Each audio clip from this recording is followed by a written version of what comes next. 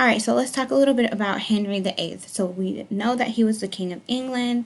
He grew very tired of the Catholic Church because not only did he want the divorce, but he was a little bit tired of the Pope taking English land.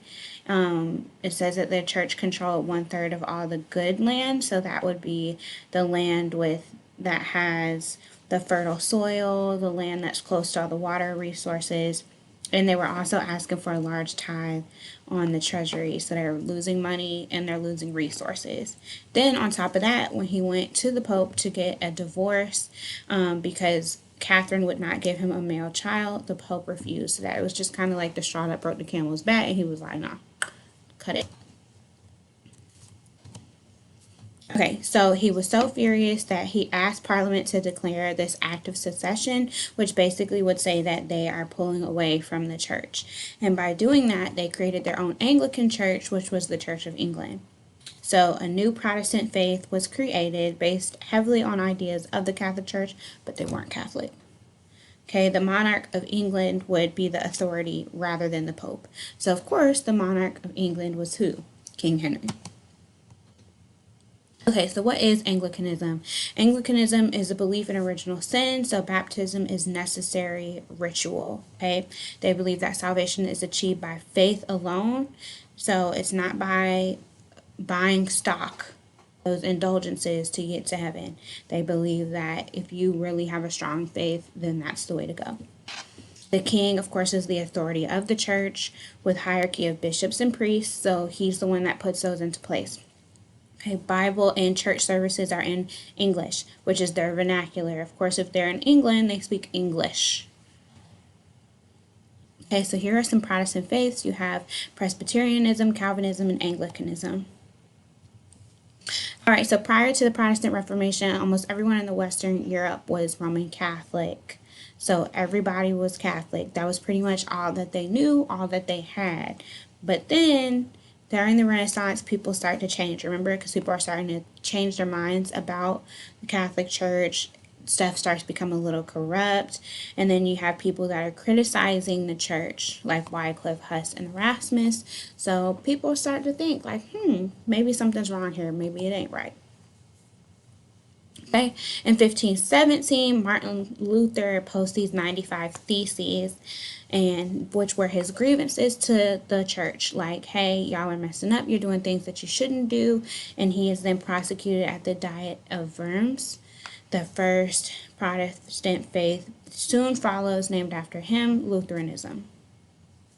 Okay, Henry VIII created Anglicanism, like we just talked about a second ago, which was his own form of church where he would have the power.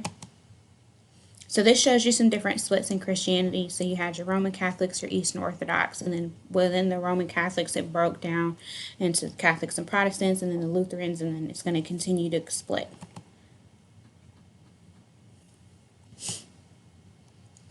All right, so here's a little bit about Calvinism. So this gentleman in the picture here is John Calvin. He was born in France and he became Protestant. So he protested against the Catholic Church. He felt that Switzerland was a little bit oppressive. Left for Switzerland, I'm sorry, because of the oppression in France. France was extremely Catholic and he just felt like he was out of place, fish out of water. So he decided to go to Switzerland and pursue a Protestant faith.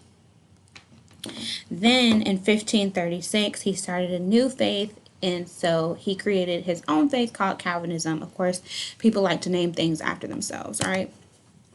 So these are some basic ideas. Predestination. So God determined those that are going to heaven and hell before you're even born.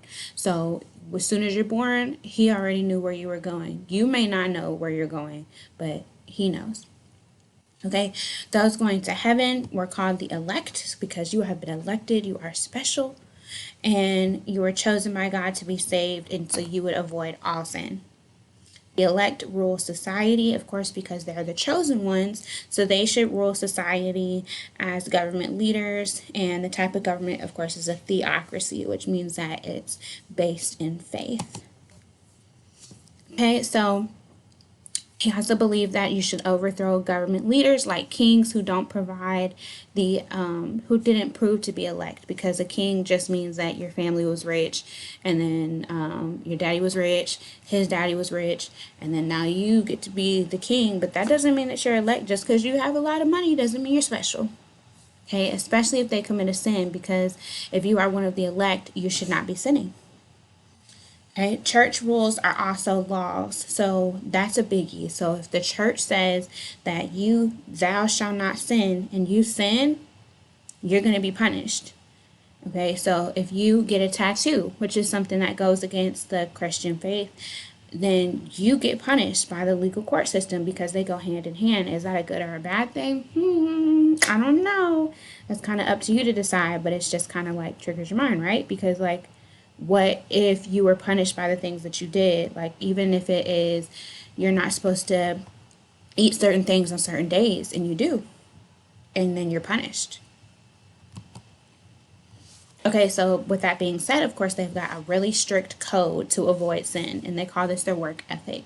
So they cannot dance, sing, gamble, swear, go to theater, drink alcohol, wear jewelry, or bright clothing. They must go to church 5 times a week and be in bed by 9 o'clock. Kids can only have Christian names. Homes are inspected once a year to make sure that you're following all the rules, right? Punishment for breaking these rules is excommunication, exile, or death. So what do you think about that? Right. Okay, they believed that hard work and obeying code would show that they were elect and were going to heaven. So by doing those things, obeying that code, those strict rules, working very hard to be the best that they can be, they are showing that they are the chosen ones. And this is why. Okay, so they established this community in Geneva, Switzerland. They had 20,000 citizens at this time, and Geneva became a successful model for other Calvinist communities. So people were able to see what they were doing there. If they wanted to continue that Calvinism other places, they kind of used Geneva as a model and created their own communities with those values. Okay, then we have John Knox. So John Knox was a Scottish preacher. He visited Geneva and put these Calvinist ideas into place in Scotland. Okay, so communities were led by leaders called presbyters. And so he had these followers, of course, that really loved what he was saying, and they formed the foundation of Presbyterians. Okay, Knox and the Presbyterians, of course, with his following behind him. If you've got people that follow you, it kind of gives you the sense of power. He used that power to overthrow the Catholic Queen and establish Calvinism as the official religion of Scotland. So that means you've got to be super, super powerful, and people really were big followers of Knox and really believed in what he was preaching. So we see that it continues to split more and more. Awesome. So this is it for this set of notes, guys. Let me know if you have any additional questions.